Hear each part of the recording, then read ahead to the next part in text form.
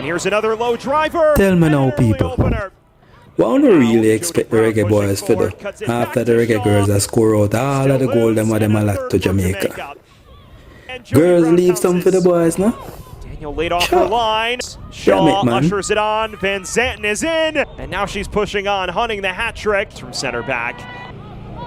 Took towards goal, headed along and in. This is Shaw. Tries to round the goalkeeper. And she caps off her hat trick.